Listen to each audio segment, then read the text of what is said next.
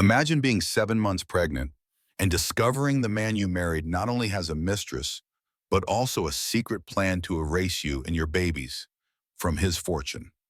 What if the family you thought was protecting you was actually covering up the mysterious disappearances of every wife before you?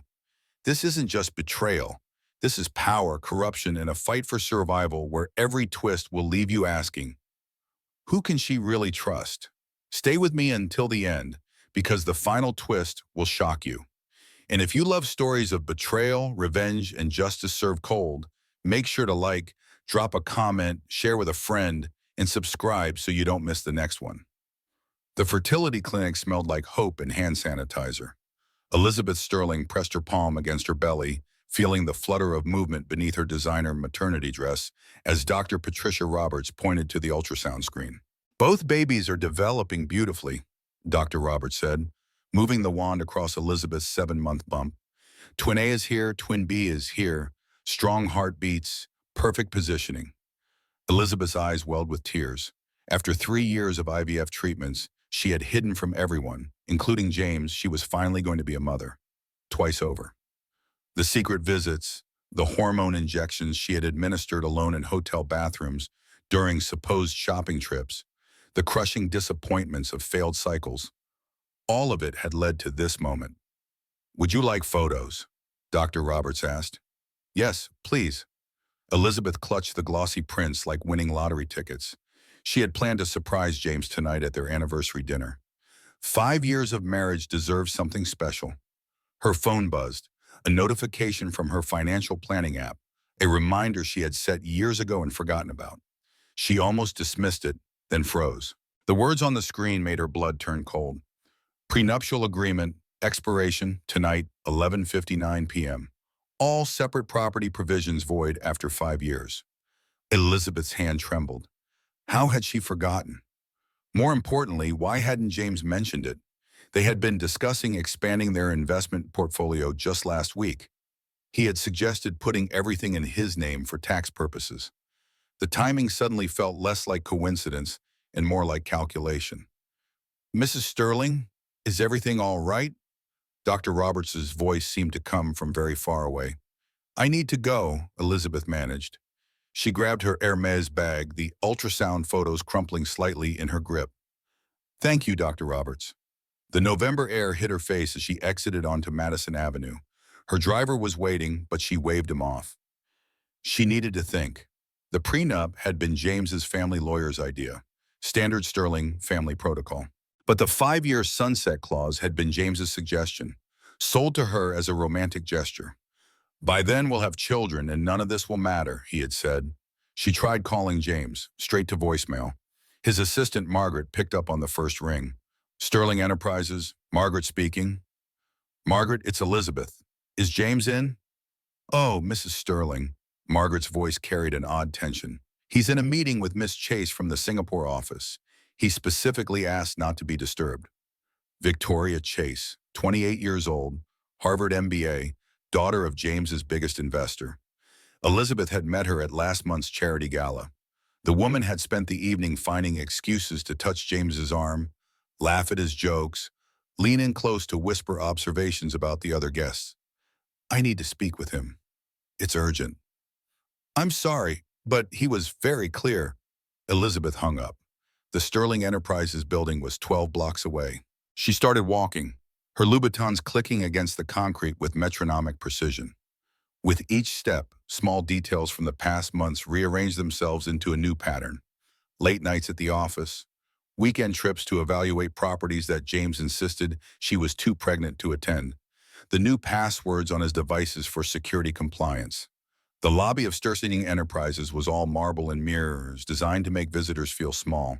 Elizabeth had helped choose the art on the walls, massive abstract pieces that James privately mocked but publicly praised as representing dynamic capital in motion. The security guard Thomas smiled at her. Evening, Mrs. Sterling, wasn't expecting you tonight. Spontaneous visit, she said, forcing brightness into her voice. The executive elevator required her thumbprint. As the doors closed, she caught her reflection. Pale face, dark circles under her eyes despite the concealer. the prominent bump that made her Chanel dress stretch in ways it was never designed to accommodate. The 40th floor was silent. Margaret's desk sat empty, her computer dark. The lights in James's corner office were on, the door slightly ajar. Elizabeth could hear voices, James's commanding baritone and a woman's lighter tones, punctuated by laughter. She approached on silent feet, a skill learned from years of navigating her mother's volatile moods. Through the crack in the door, she could see James's massive mahogany desk, the Rothko painting she had bought him for their first anniversary, the leather sofa where they had celebrated his first billion-dollar deal, the sofa where James was now sitting with Victoria Chase. Victoria's silk blouse was unbuttoned to the third button. James's hand rested on her thigh.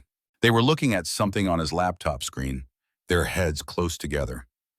"The Cayman accounts are ready," Victoria was saying. "Once the prenup expires tonight, you can initiate the divorce without any financial exposure. She gets standard alimony, nothing more." "The timing with her pregnancy is unfortunate," James replied, his tone as casual as if discussing a minor scheduling conflict. "But Helen says the custody arrangements are already drafted. Mental health concerns, isolation from family, inability to provide stable environment, the usual playbook." Helen, his mother, the Honorable Judge Helen Sterling, who had kissed Elizabeth's cheek at Thanksgiving and called her the daughter she never had. Victoria laughed, a tinkling sound like breaking glass. "Poor thing probably thinks those babies are her insurance policy." "They're my insurance policy," James corrected. "Heirs to continue the Sterling legacy." She was just the incubator. A pretty, pedigreed incubator, but replaceable nonetheless. Elizabeth's hand went to her stomach. The twins kicked as if sensing her distress. She bit her lip hard enough to taste blood, forcing herself not to make a sound. "Speaking of which," Victoria stood, smoothing her skirt, "we should celebrate the successful completion of Phase 1. She moved to straddle James's lap. 5 years of playing devoted husband must have been exhausting. "It had its moments," James said, pulling her down for a kiss that was hungry and practiced and nothing like the perfunctory pecks Elizabeth had received for the past year. Elizabeth backed away from the door, her heartbeat so loud she was certain they would hear it. Each breath came in short, sharp gasps that she forced herself to control. She couldn't fall apart. Not here. Not now. The ultrasound photos in her hand were crumpled beyond recognition. She let them fall into a wastebasket as she passed. Those babies in the images belonged to a different woman, one who still believed in fairy tales and wedding vows, and men who meant it when they said "until death do us part." The elevator descent felt endless. When the doors opened, Thomas looked up with concern. "Mrs. Sterling, are you feeling all right? You look—" "I'm fine," she lied, already moving toward the exit. "Just needed some air." Outside, Manhattan had transformed into a kaleidoscope of lights and shadows. Elizabeth's mind raced through the implications. The prenup expired at midnight. It was now 8:15, less than 4 hours to protect herself and her children. She hailed a cab, something she hadn't done in years. "Chase Manhattan Bank, please. The Fifth Avenue branch." The driver glanced at her in the mirror. "They close at 6, lady." "Private banking stays open until 10. The words came out sharper than intended. "I'm a priority client." During the ride, she pulled out her phone and started documenting. Screenshots of joint account balances, investment portfolios, the vacation home in the Hamptons, the art collection, everything that would become untouchable after midnight. At the bank, Richard Lowry, her private banker, was surprised to see her. "Mrs. Sterling, what brings you here so late?" "I need to make some transfers from our joint accounts," she said, placing her hand on the marble counter to stop it from shaking. "Significant transfers." Richard's expression shifted to professional concern. "Of course. May I ask the purpose?" "For transactions over a certain amount, we need—" "Investment diversification," she cut him off. "My husband asked me to handle it. Tonight." The lie came easily. Too easily. As Richard pulled up the accounts on his screen, his eyebrows rose. "You want to transfer $12 million? That's half of the liquid assets in our joint accounts," Elizabeth said. "I'm entitled to half. Technically, yes, but Richard's phone rang. He glanced at the caller ID and his face went pale. Excuse me one moment. He stepped away, but Elizabeth could see his reflection in the window behind his desk. His lips moved rapidly, then he nodded several times. When he returned, his demeanor had changed entirely. I'm sorry, Mrs. Sterling, but I've just been informed of a security hold on these accounts. Any significant transfers require both signatures. Since when? Since, he checked his screen, 45 minutes ago. Mr. Sterling called it in personally. The trap was already closing. James had probably started the moment she left the fertility clinic. He had been tracking her somehow. Of course he had. Elizabeth stood, her dignity the only currency she had left. Thank you for your time, Richard. She made it to the bathroom before the first sob escaped. In the harsh fluorescent light, she looked like a ghost. Her makeup was smeared, her hair disheveled. She cleaned herself up as best she could, then stared at her reflection. Think, she whispered to herself. Think like he does. James always said the key to winning was controlling the board before your opponent knew the game had started. But he had made one miscalculation. He thought she would crumble, would come crying to him, would beg. He didn't know about the 3 years of IVF she had endured alone. He didn't know about the strength required to smile through hormone injections and failed cycles, and the crushing weight of hope deferred. Her phone rang, James. She let it go to voicemail, then listened to the message. Darling, where are you? Margaret said you stopped by the office, but I was in a meeting. I'm home now. Don't forget we have dinner reservations at Le Bernardin. Love you. The casual gaslighting, the easy lies. He was already crafting the narrative. Devoted husband, confused by his wife's erratic behavior. Elizabeth walked out of the bank and stood on the sidewalk, watching the city pulse around her. She had 3 hours and 14 minutes. Her credit cards were probably already canceled. She checked. Yes, all of them declined when she tested them at a nearby ATM. But there was one thing James didn't control, had never bothered to learn about because it seemed so insignificant compared to his fortune. Her grandmother's trust fund, $150,000 in an account under her maiden name, Elizabeth Morrison. Mad money, her grandmother had called it with a wink. Every woman needs running away money. She had never changed the account information, had never even mentioned it to James. It generated a modest return that she had automatically reinvested for 5 years. She pulled up the app on her phone, $173,000 and change. It wasn't much by Sterling standards, but it was hers. A text came through from an unknown number. She opened it to find a photo. Her mother entering a building. The sign read Wellness Psychiatric Center. The message below read, she seemed confused. We're helping her get the care she needs. They had taken her mother. Elizabeth's hands trembled as she tried calling her mother straight to voicemail.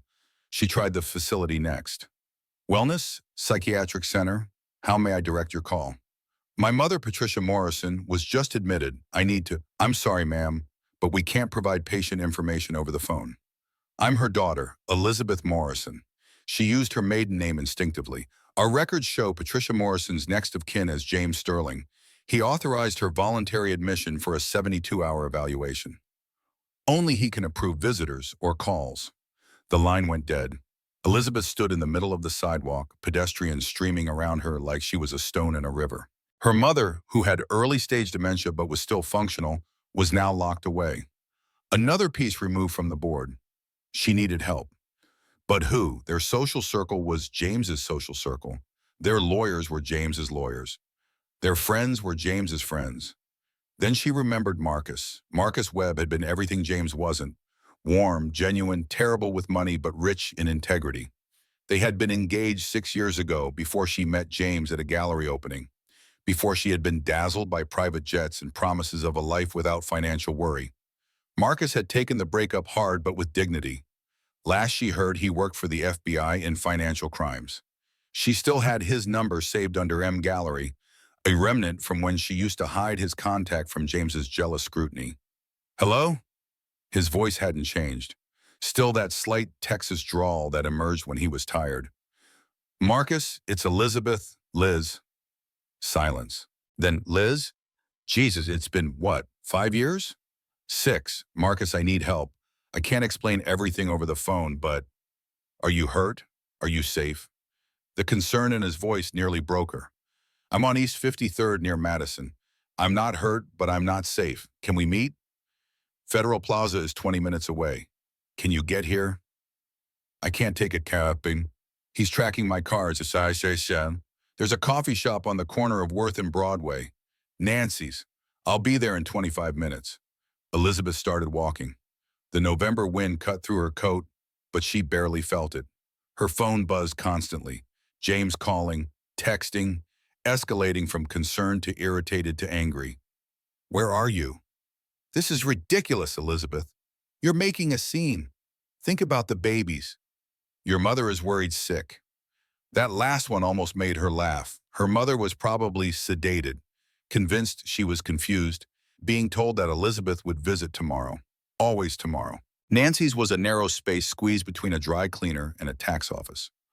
Marcus was already there, looking older but still fit, his FBI badge clipped to his belt. When he saw her, his expression shifted from curious to alarmed. Jesus, Liz, you look... He caught himself. Sit. Let me get you some water. She sat in a cracked vinyl booth while he brought water and a cup of tea. You're pregnant. 7 months. Twins. The words felt strange. She had just learned about the twins 3 hours ago, though she had suspected for weeks. Congratulations? He made it a question, reading her face. Marcus, I need to tell you something, and I need you to listen without judgment, without interrupting. Can you do that? He nodded. She told him everything. The prenup expiration, the scene in James's office, the bank freeze, her mother's imprisonment. As she spoke, Marcus's expression darkened. The prenup expires at midnight, he confirmed. 11:59 p.m., yes. Marcus pulled out a small notebook. And you have proof of the affair? I saw them together. I heard them discussing hiding assets. But no recordings, no photos. She shook her head. Marcus was quiet for a moment, thinking. Okay, first, your mother. False imprisonment is a federal crime. But if James convinced a doctor she needed evaluation, it gets complicated. Second, the financial manipulation.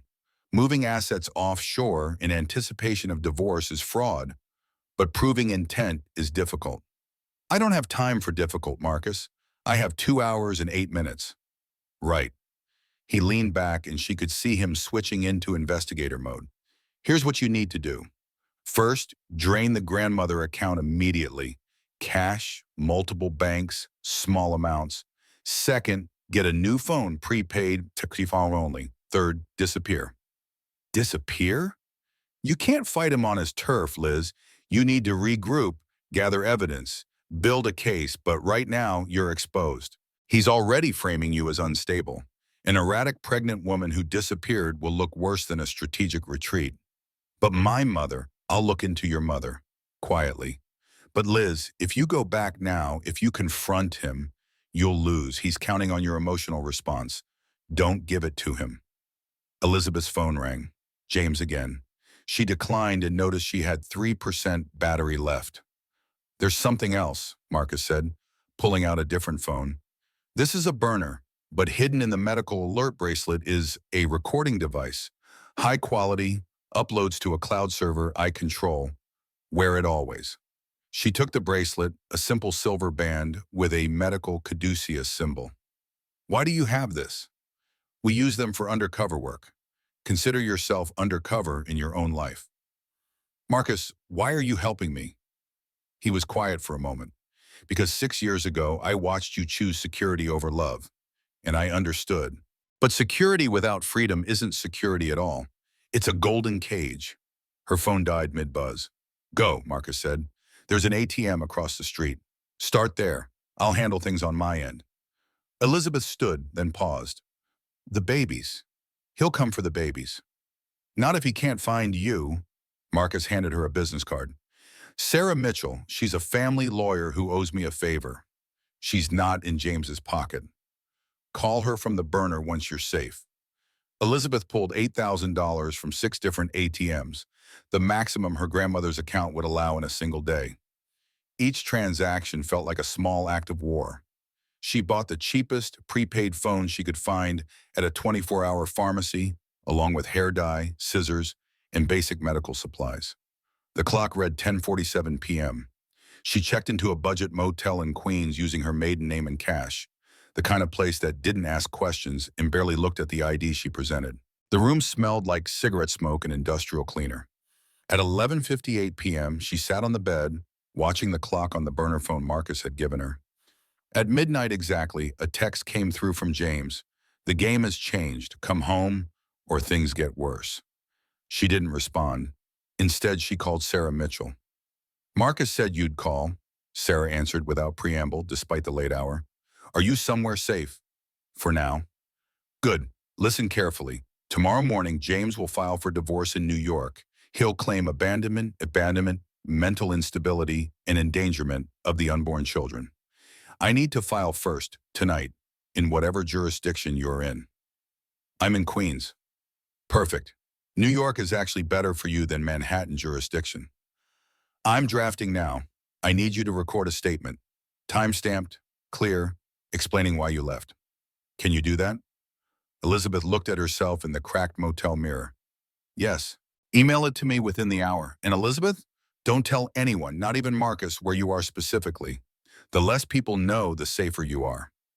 After recording her statement, calm, factual, devoid of the emotion threatening to consume her, Elizabeth finally allowed herself to cry. She sobbed for the life she had lost, the future she had imagined, the father her children would never know. Not the real James, anyway. They would only know the performance, the public persona, the lies she had married. Her phone rang at 6 a.m. Unknown number. Mrs. Sterling? The voice was male, professional. This is Detective Raymond Walsh, NYPD. Your husband has filed a missing person report. We're concerned for your welfare and the welfare of your unborn children. Can you tell us your location?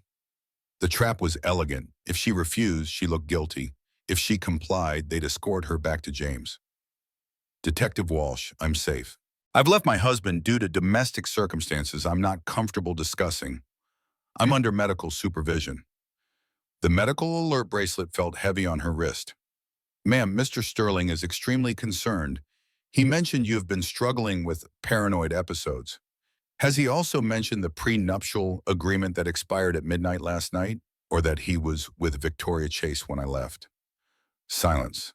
Then, ma'am, I need to confirm your safety in person. It's protocol. She hung up. Within minutes, her photo was on the morning news. Pregnant wife of billionaire James Sterling, missing, feared in crisis. The photo was from last year's Met Gala. She looked polished, perfect, empty. The motel room suddenly felt like a trap. She grabbed her meager supplies and left, keeping her head down. The city was waking up, commuters flooding the sidewalks. She disappeared among them, anonymous in her drugstore sunglasses and yesterday's clothes. At a public library, she used a computer to check her accounts. Everything was frozen. Even her grandmother's trust showed a whole pending investigation. James had been thorough, but she had the much, and more importantly, she had time. Every hour she stayed hidden was an hour his narrative weakened. She called Marcus from the burner. They're looking for you everywhere, he said without preamble. Private investigators, security firms, even some off-duty cops James has on payroll. Where are you? Moving, Marcus, my mother. Still at the facility, but I have a contact there. She's sedated but safe. I'm working on getting eyes on her. And James? Playing the concerned husband perfectly. He's given 3 interviews already. You're being painted as having pregnancy psychosis. Elizabeth laughed, bitter and sharp. Of course, the classic playbook. Liz, there's something else. Victoria Chase isn't who she seems. What do you mean? She's been under SEC investigation for insider trading at her last firm. Her father, Thomas Chase, he's not just James's biggest investor. He's been suspected of money laundering for years. The FBI has been watching them. Are you saying Victoria is... I'm saying she might be more vulnerable than James thinks. And vulnerable people make mistakes. 3 days into her disappearance, Elizabeth had developed a routine. Different motel each night, paid in cash. breakfast at chain restaurants where she was invisible, libraries during the day to research and communicate. She had dyed her hair dark brown, cut it short. In thrift store clothes and without makeup, she looked nothing like the sterling wife on the news. Sarah Mitchell had filed for divorce and a restraining order, but James's lawyers had already moved to have it dismissed based on Elizabeth's mental state. The legal battle was happening without her, papers filed by people she'd never meet in courtrooms she couldn't enter. On day 4, her burner rang. Sarah. I have news, good and bad. Bad first, Elizabeth said. James has gotten a judge to issue a welfare check order. If you're found, you'll be taken for psychiatric evaluation. His mother pulled strings. Judge Helen Sterling. Of course. The good? Victoria Chase wants to meet with you. Elizabeth nearly dropped the phone. What? She reached out through intermediaries. Says she has information you need. But Elizabeth, this could be a trap. Where does she want to meet? Public place, Bethesda Fountain in Central Park. Tomorrow noon. Everything in Elizabeth screamed danger. But she needed allies, or at least intelligence. I'll go. Elizabeth, I'll be careful. The next day, Elizabeth approached Bethesda Fountain like a spy in a Cold War novel. She circled the perimeter twice, looking for James's security team. The park was full of tourists, joggers, normal people living normal lives. Victoria sat on a bench, looking younger than her 28 years. She wore oversized sunglasses and a coat that probably cost more than most people's cars. Elizabeth sat down, keeping space between them. You look different, Victoria said. You look the same. Victoria laughed, brittle. I suppose I do, still playing the role. What role is that? The mistress, the other woman, the villain in your story. Victoria removed her sunglasses, revealing eyes red from crying. Except that's not the whole truth. I saw you with him. You saw what you were meant to see. Victoria pulled out a phone, showed Elizabeth a message thread. These are from my father, 2 years of him ordering me to get close to James to find evidence of his financial crimes. My father owns 40% of Sterling Enterprises. He suspected James was embezzling. Elizabeth read the messages, her world tilting again. You're saying you're what, undercover? I'm saying I'm trapped, just like you were. Victoria's voice cracked. My father is not a good man, Mrs. Sterling. But James is worse. He's killed before. The words hung in the air like a physical presence. His first wife, Amanda, the suicide, he staged it. And his father's heart attack? Induced. I have proof. Why should I trust you? Victoria handed her a flash drive. Because in 6 hours, James is going to have you committed. A judge, not his mother, signed the order based on testimony from 3 psychiatrists who've never met you. Once you're in, you won't get out until after the babies are born. And then what? Then you'll have an accident. Postpartum psychosis leading to tragic suicide. He's done it before. Elizabeth's hand went to her stomach. The twins moved, restless. There's a cottage, Victoria continued. In the Berkshires, off the grid, owned by a shell company my father doesn't know I control. You could hide there until the babies are born. I'll make sure James looks everywhere else. Why would you help me? Because when this is over, when James falls, and he will fall, I need someone credible to testify that I tried to do the right thing. My father is going to destroy me for failing him, unless I can prove I was gathering evidence for authorities. It was self-serving, but it was honest. Elizabeth appreciated the honesty. The flash drive, Victoria said, standing. Everything's on there, including recordings of James discussing your disposal. As Victoria walked away, she paused. He never loved either of us, you know. Men like James don't love, they acquire. The cottage in the Berkshires was a 2-hour drive from the city in a car Elizabeth bought with cash from a desperate seller on Craigslist. It sat at the end of a dirt road, surrounded by pine trees and silence. No neighbors for miles, no cell service except for one spot by the kitchen window. She had stopped at a Walmart on the way, buying supplies for what might be a long siege. Canned goods, prenatal vitamins, basic medical supplies, batteries, flashlights. The cashier had looked at her with concern, a very pregnant woman buying survival supplies, but said nothing. The flash drive Victoria had given her contained nightmares. Videos of James with various women over the years. financial documents showing money laundering through offshore accounts. But most damning was a recording from 2 years ago. James and his mother discussing Amanda's suicide. The medical examiner is handled, Helen Sterling's voice said calmly, but you need to be more careful in the future. There won't be a future issue, James replied. I've learned from the mistake. Marriage is not a mistake, darling. It's a tool. But tools can cut both ways if you're not careful. Elizabeth uploaded everything to the cloud server Marcus had given her access to. Then she made copies on multiple drives, hiding them around the cottage. For 3 weeks, she lived in isolation. Her only contact with the outside world was through the burner phone and a laptop she'd bought with cash. The news had moved on from her disappearance. James was playing the grieving husband less frequently, focusing on his business. Victoria was still by his side at public events, but Elizabeth could see the strain in her smile. Her mother was still at the facility. Marcus sent updates when he could, sedated but stable. James visited weekly, the devoted son-in-law. Sarah Mitchell was fighting the legal battle, but it was slow going. James's lawyers filed motion after motion, burying her in paperwork. Then, at 2 a.m. on a Tuesday, Elizabeth woke to the sound of tires on gravel. She moved quietly to the window.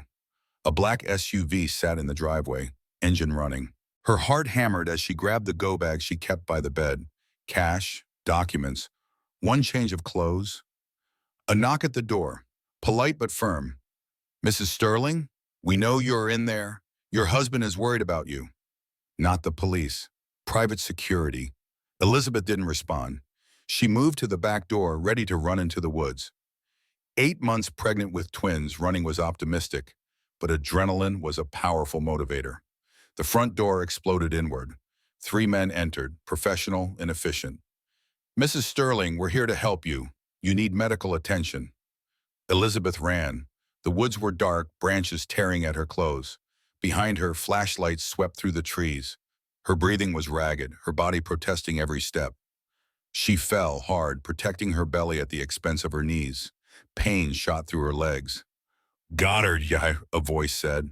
Hands pulled her up. Not roughly, but firmly. She was walked back to the cottage, where a 4th man waited. He had a medical bag. Mrs. Sterling, I'm Dr. Reeves. I'm here to evaluate your mental state. I don't consent to any evaluation. I'm afraid consent isn't required given the circumstances. He pulled out a syringe. You can't, I'm pregnant. It's just a mild sedative for your safety and the safety of your children. Elizabeth felt the needle pierce her skin. The world began to blur. The last thing she heard was one of the men on his phone. We have her.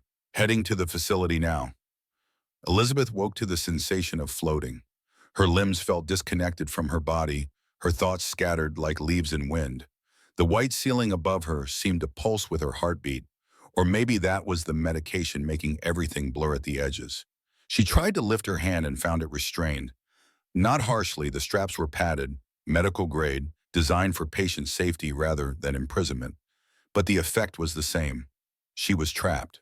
The room came into focus slowly. Private medical facility, not a state hospital. The furniture was expensive, the monitoring equipment state-of-the-art. Even in prison, she was surrounded by James's wealth. The irony wasn't lost on her, though the sedatives made it hard to hold on to any emotion for long. A nurse entered, middle-aged, professionally pleasant, with eyes that never quite met Elizabeth's.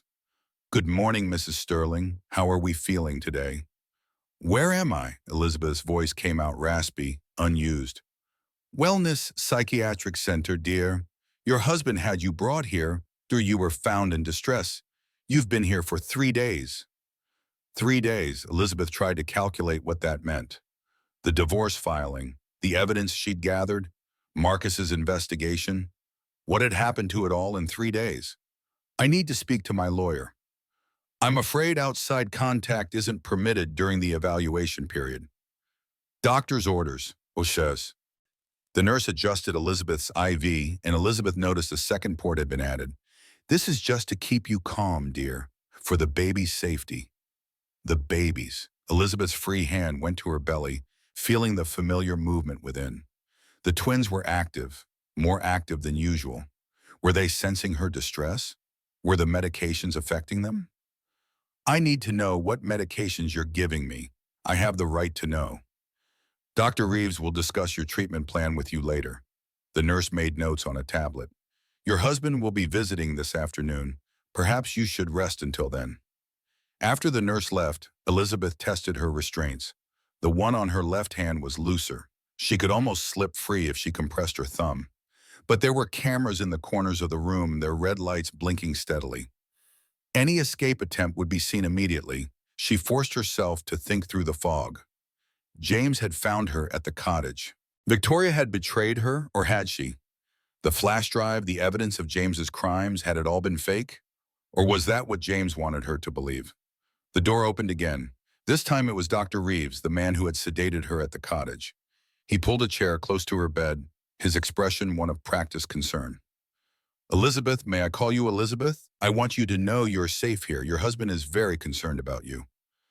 My husband is trying to steal my children. Dr. Reeves made a note. These paranoid thoughts, how long have you been experiencing them?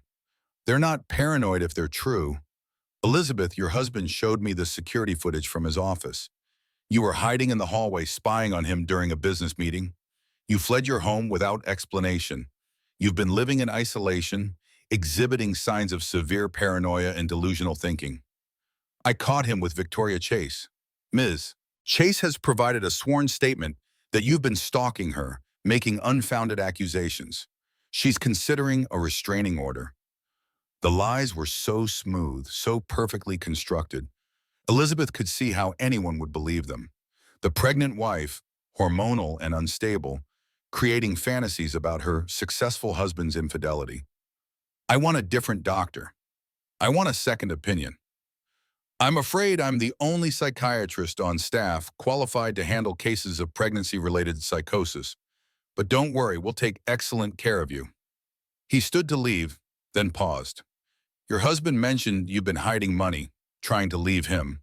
That must be very stressful, feeling like you need to run. We're going to help you understand that those feelings aren't based in reality. After he left, Elizabeth lay still, but her mind raced. She needed to play along, to make them think the medications were working. She needed to be the model patient until she could find a way out. The afternoon brought James as promised. He entered with a bouquet of roses, her favorite white ones, the same kind he'd brought to their first date. He was performing for someone, the nurses, the cameras, maybe just for his own sick satisfaction. Darling, he said, settling into the chair beside her bed. You look better, more rested. Elizabeth kept her expression neutral, slightly unfocused. Let him think the drugs were working. The doctors say you've been having episodes, paranoid delusions about me, about our marriage. He took her hand, and she forced herself not to pull away. I want you to know I forgive you. Once you're better, we can go home and forget all this happened. He leaned closer, and she smelled his cologne. Tom Ford Oud Wood, the same scent that used to make her feel safe. Now it made her nauseous. The girls at the office send their love, he continued. Victoria especially. She feels terrible that you misunderstood that meeting. She wants to visit, to explain, but the doctors think it might upset you. Elizabeth turned her head slightly, as if drowsy. The babies, she mumbled. Yes, our sons, James said louder, for the cameras. I can't wait to meet them. I've already picked out names, James Jr. and William, after my father. She wanted to scream that they were girls, that she'd seen them on the ultrasound just days ago. But that would show too much awareness, too much fight. Instead, she let her eyes drift closed. James stayed for an hour, talking about their future, about the nursery he was designing, about how much he loved her. It was a masterful performance. Anyone watching would see a devoted husband visiting his ill wife. When he finally prepared to leave, he kissed her forehead and whispered so quietly that no camera could pick it up. 2 more weeks, and this will all be over. Enjoy them. That night, the young nurse from before came in during shift change. As she checked Elizabeth's IV, she palmed something small into Elizabeth's hand. A phone, ancient by modern standards but functional. 2 minutes, she whispered. Then hide it in the mattress seam. Elizabeth waited until the nurse left, then quickly dialed Marcus's number from memory. Liz? His voice was urgent. Are you okay? I'm at Wellness Psychiatric. James has me on a psychiatric hold. I need help. We're working on it. The recordings from your bracelet before they disabled it. We have James discussing your disposal with his mother, but Judge Sterling is blocking our warrants. How long? A week, maybe two? Can you hold on that long? Elizabeth felt the baby's kick, strong and insistent. I don't have 2 weeks. The babies are coming soon, and once they're born, I know, we're going to get you out. Victoria is actually... The door handle turned. Elizabeth quickly shoved the phone into the mattress seam and closed her eyes, feigning sleep. Dr. Reeves entered with 2 orderlies. Midnight rounds, he announced. How are we feeling, Elizabeth? She kept her breathing even, didn't respond. Increase the Ativan, he told the nurse. She's still showing signs of resistance. As they adjusted her medication, Elizabeth felt the world growing fuzzy again. But deep in the mattress, the phone remained hidden. Her lifeline to the outside world. Her hope that this prison wouldn't become her tomb. The next days blurred together. Medication rounds that she learned to cheek and spit out when alone. Therapy sessions where she gradually pretended to accept Dr. Reeves's version of reality. Visits from James where she played the broken, subdued wife he wanted her to be. But at night, when the staff was minimal, she used the phone. Quick texts to Marcus. Brief calls to Sarah Mitchell. Building her case from inside her cage. On day 7, she felt the first real contraction. The pain started as a dull ache in Elizabeth's lower back, the kind she'd been feeling for weeks, but sharper, more insistent. She'd been timing them secretly, 20 minutes apart, then 15, then 10. The babies were coming, ready or not. She pressed the call button, and the night nurse appeared, not the young one who'd given her the phone, but an older woman with cold, efficient hands. I think I'm in labor, Elizabeth said, gripping the bed rails as another contraction hit. The nurse checked her briefly. You're dilated to 3 centimeters. I'll notify Dr. Reeves. I need a real obstetrician. These are twins, they're premature. Dr. Reeves will handle everything.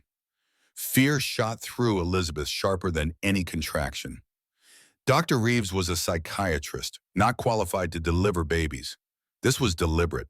They wanted something to go wrong. She waited until the nurse left, then frantically pulled out the hidden phone.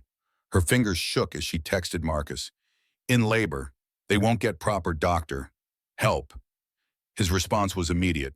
Stall, we're coming. Stall? How did one stall labor? Dr. Reeves arrived within minutes, looking irritated at being woken. He examined her with clinical detachment. 5 centimeters, progressing quickly. He turned to the nurse. Prep the medical suite. We'll deliver here. I need a hospital, Elizabeth pleaded. These are twins, 36 weeks. They need a NICU. We have everything necessary here. You're in no condition to be moved. Another contraction hit, and Elizabeth screamed, partly from pain, partly from fury. She was about to give birth in a psychiatric facility with a psychiatrist attending, and it was all perfectly legal because James had orchestrated it. They moved her to a medical suite that was surprisingly well-equipped. Too well-equipped for a standard psychiatric facility. This had been planned, prepared for.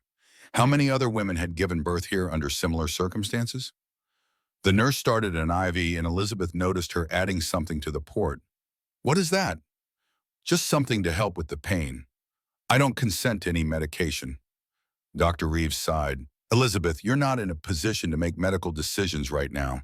Your husband has medical power of attorney. As if summoned, James appeared in the doorway. He'd changed into surgical scrubs, playing the part of the concerned father-to-be. The sight of him in medical garb, pretending to be something sacred and protective, made Elizabeth's stomach turn. How's my brave girl? He asked, taking her hand. She wanted to pull away, but another contraction hit, and she found herself squeezing his hand instead, needing something solid to hold on to, even if it was him. That's it, he coached. Breathe through it. For a moment it felt real. The concerned husband, the laboring wife. Then the contraction passed and she saw his eyes. Cold, calculating, watching her like a specimen. The lawyer is here, he said quietly, pulling papers from his pocket. Just sign these and everything will be easier. Elizabeth looked at the papers through pain-blurred eyes. Custody agreements, giving James full custody, with Elizabeth having supervised visits at his discretion. Go to hell, she gasped. James's face darkened. Sign them or things get complicated. More complicated than giving birth in a psychiatric facility. He leaned close. I could have you declared incompetent right now. You'd never see them at all. This way you get visits. Another contraction. Elizabeth screamed, and in the chaos, she knocked the papers from his hand. They scattered across the floor, and James scrambled to collect them.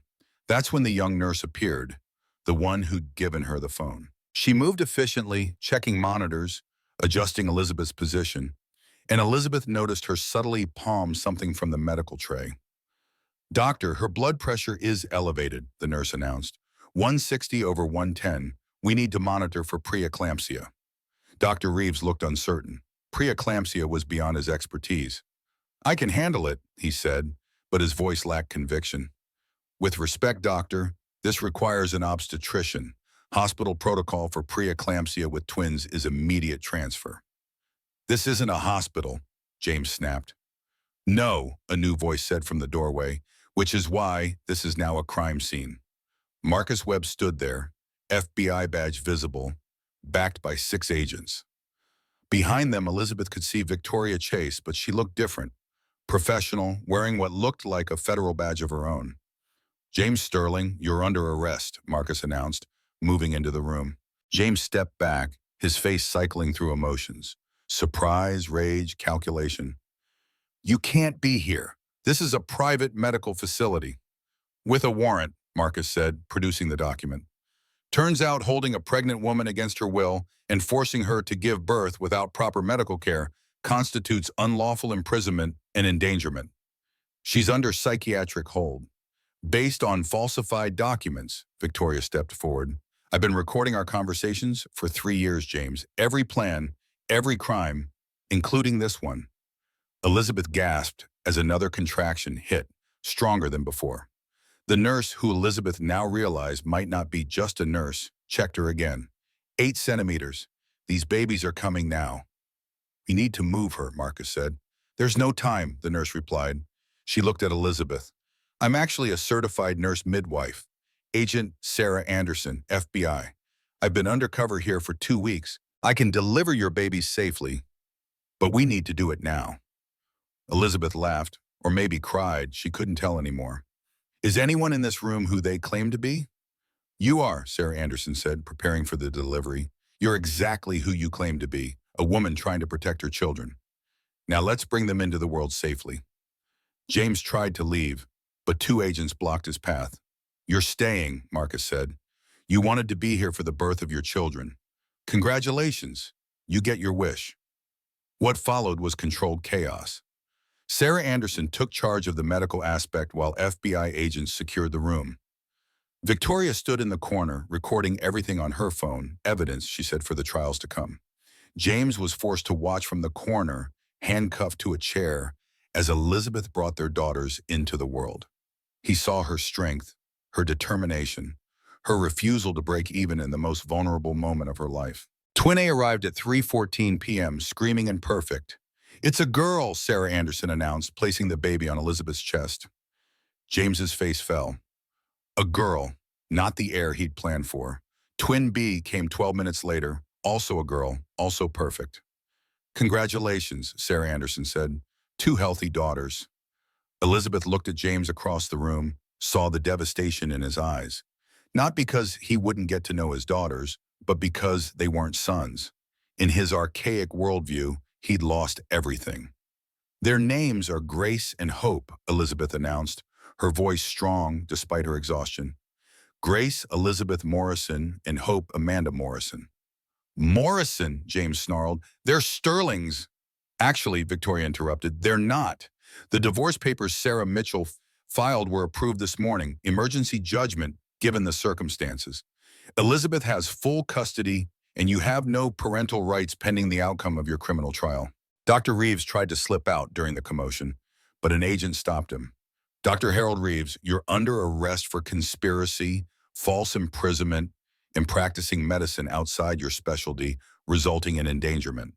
As they read him his rights, he looked at James with pure hatred. You said this would be simple. You said your mother had handled everything. Speaking of which, Marcus said, pulling out his phone, Judge Helen Sterling was arrested 20 minutes ago. Turns out she's been fixing cases for years, not just for you, James. The room fell silent except for the soft cries of the newborns.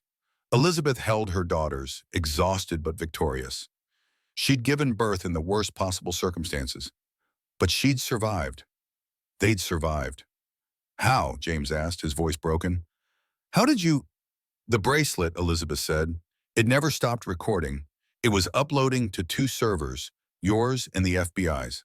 Every word you said, every threat, every confession. You thought you were so clever, but you forgot one thing. What? I'm smarter than you ever gave me credit for. As the FBI led James away, he turned back one last time. This isn't over. I have resources you can't imagine. My lawyers are currently being arrested. Victoria finished. The whole Sterling empire is crumbling, James. While you were playing games with Elizabeth, the FBI was dismantling everything you built. They took him then, and Elizabeth had heard him shouting legal threats down the hallway until his voice faded entirely. Sarah Anderson, Agent Kim, helped Elizabeth get the twins properly swaddled. You did amazing, she said, and not many people could have stayed strong through that. I didn't have a choice, Elizabeth said, looking at Grace and Hope. They needed me to be strong. Marcus approached carefully. There's an ambulance waiting to take you to a real hospital.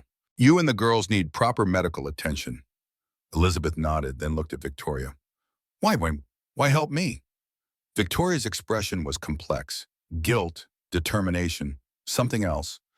Because I've been undercover for 3 years, investigating both James and my father. I was supposed to get close to James, find evidence of financial crimes. I never expected him to actually marry someone, to have children. When you showed up at the office that day, when I saw your face, I realized you were collateral damage in a war you didn't even know was happening. So the flash drive?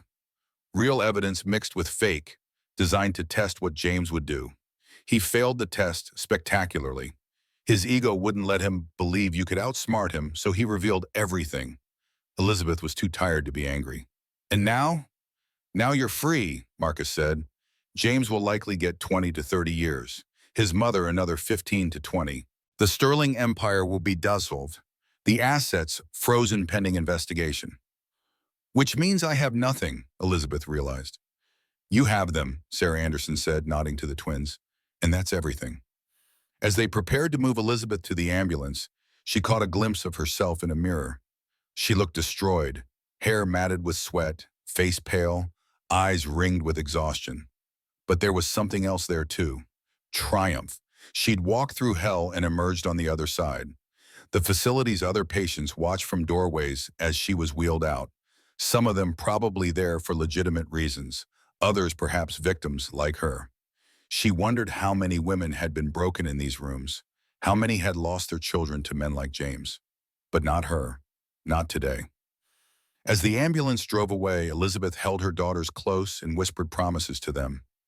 They would never know the fear she'd known. They would never doubt their worth. They would grow up strong and free and absolutely certain that they were loved. Behind them, the Wellness Psychiatric Center was being raided, years of false imprisonments and forced treatments finally coming to light. It would make headlines for weeks, the Sterling scandal exposing a network of corruption that reached into the highest levels of government and business. But Elizabeth wouldn't watch the news coverage. She had more important things to focus on: learning to breastfeed 2 babies, healing from the trauma, building a new life from nothing. The war was over. Now came the harder task: learning to live in peace. 6 months later, Elizabeth sat in a congressional hearing room, her twins and carriers beside her. She was testifying about financial corruption, the ways wealthy families manipulated the system, destroyed lives, operated above the law. Grace and Hope were peaceful, making soft baby noises that occasionally caused committee members to smile. Elizabeth spoke clearly, without notes, about everything she had witnessed, experienced, survived. Mrs. Morrison, the senator leading the hearing, said, using her maiden name at her request, "What would you say to other women trapped in similar situations?" Elizabeth looked directly at the cameras. Document everything, trust your instincts, and know that sometimes the only way out is through. The system isn't designed to protect you, but that doesn't mean you can't protect yourself.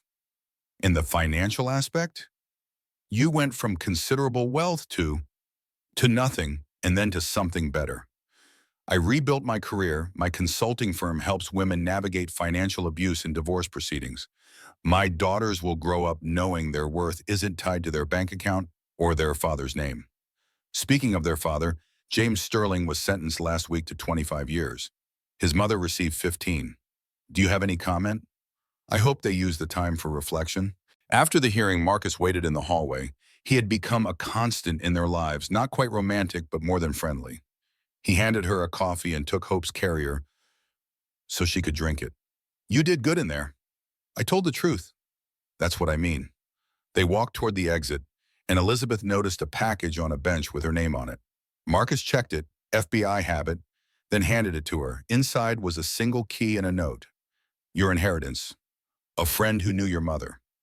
Elizabeth looked at Marcus confused. He shrugged, but his eyes suggested he knew more than he was saying. A month later, Elizabeth stood in a Swiss bank, the key in her hand. The safety deposit box opened to reveal documents. A trust established by Helen Sterling 20 years ago. A trust in Elizabeth's maiden name, funded with $500 million. The bank manager explained, Judge Sterling established this for Amanda Sterling, her first daughter-in-law, using embezzled funds. When Amanda died, the trust should have been dissolved, but it seems someone kept it active, changing the beneficiary name to Elizabeth Morrison. The authorization was filed the day before Judge Sterling's arrest. Elizabeth stared at the papers. Helen Sterling, in her final act of freedom, had hidden away a fortune for the wife she claimed to despise. Why? A letter at the bottom of the box explained, Elizabeth, if you're reading this, my son has fallen and taken me with him. Good. I created him, this monster, and I deserve my fate. But you don't deserve yours. Neither did Amanda. I couldn't save her, but I can save you. This money is stolen, yes, but from men worse than my son. Use it better than we did. Tell your daughters their grandmother was a cautionary tale, not a role model. HS. The Berkshire cottage had been transformed. What was once a hideout was now a home. The walls were covered in children's artwork, Grace's careful butterflies and Hope's explosive finger paintings. The kitchen smelled of baking bread and coffee. Elizabeth stood at an easel on the porch, painting the morning light through the trees. Her consulting firm operated remotely, helping women escape financial abuse. She had 40 clients, 2 employees, and a waiting list. Mama, can we see Daddy today? Grace asked. She had James's sharp features, but Elizabeth's warm eyes. Daddy's still in his special building, Elizabeth said carefully. They had agreed to age-appropriate honesty. Remember, he made some bad choices and needs time to think about them. 20 more years of thinking, Hope added matter-of-factly. She was the pragmatist, even at 5. A car pulled up the drive. Marcus stepped out, carrying groceries and art supplies. He had moved to a house 10 minutes away 3 years ago. They weren't together, but they weren't apart. It was undefined, but comfortable. Uncle Marcus! The girls ran to him, and he scooped them up, one in each arm. I brought those canvases you wanted, he told Elizabeth, and something else. From his jacket, he pulled out an envelope. Victoria wanted you to have this. Elizabeth opened it. Victoria Chase, now Victoria Matthews after a name change, had written from California where she ran a nonprofit for financial abuse survivors. Saw your testimony to the New York legislature. The Sterling law passed because of you. No more sunset clauses on prenups that leave women vulnerable. You did it. I'm getting married next month. A teacher. No money. All heart. You'd like him. Thank you for forgiving me for my part in it all. V. Elizabeth smiled. Forgiveness had been a journey, but holding on to anger was like holding on to fire. It only burned the one who clutched it. That evening, after the girls were asleep, Elizabeth and Marcus sat on the porch watching the sunset. Any regrets? Marcus asked. About James? No. About how long it took me to see the truth? Yes. You were 28 when you married him. You were looking for security. I was looking for someone else to define my worth, Elizabeth corrected. Now I know better. The girls will know better too. That's the plan. Her phone buzzed. A news alert. James Sterling had been attacked in prison, was in critical condition. His attacker was the brother of Amanda Sterling, his first wife. Elizabeth felt nothing, not satisfaction, not sympathy. James was a chapter in her story, but not the ending. "You okay?" Marcus asked. "I'm free," Elizabeth said. "I've been free for 5 years. This doesn't change anything." She went inside to check on the girls. They slept peacefully, unaware of their father's fate, protected by their mother's choice to break the cycle. 10 years after, Elizabeth stood in front of the Congressional Women's Caucus, her hair now streaked with premature silver, a badge of honor from her journey. The Sterling Law had been federal for 5 years, protecting millions of women from financial abuse in marriage. "Mrs. Morrison, your story has inspired legislation, books, a documentary. What's next?" "Raising my daughters to be strong, independent women who know their worth isn't negotiable." And James Sterling? He survived the prison attack but is paralyzed. He'll never walk free again, literally or figuratively. I don't think about him anymore. The Sterling fortune? In trust for abuse survivors. Every penny is being used to fund shelters, legal aid, and recovery programs. It's the only good to come from that money. After the interview, Elizabeth walked through Central Park, past Bethesda Fountain where Victoria had given her the flash drive that saved her life, even if it was also bait. Her phone rang. Grace, now 15, calling from boarding school. "Mom, I got into the Young Entrepreneurs Program." "That's wonderful, sweetheart. Hope says it's just because of our name. You know, being in the documentary and all. Tell Hope that our name, Morrison, means something because we made it mean something. Not because of who we married or who our father was, but because of what we survived and how we chose to help others." "I will. Love you, Mom. Love you too." Elizabeth continued walking, a woman who had lost everything and found herself. The city pulsed around her, full of stories like hers. Women trapped in golden cages, not knowing the door had been open all along. They just had to be brave enough to walk through it, even if it meant walking through fire first. As she reached the edge of the park, she saw a young pregnant woman crying on a bench, designer bags around her, wedding ring glinting in the afternoon sun. Elizabeth sat down beside her. "Bad day?" she asked gently.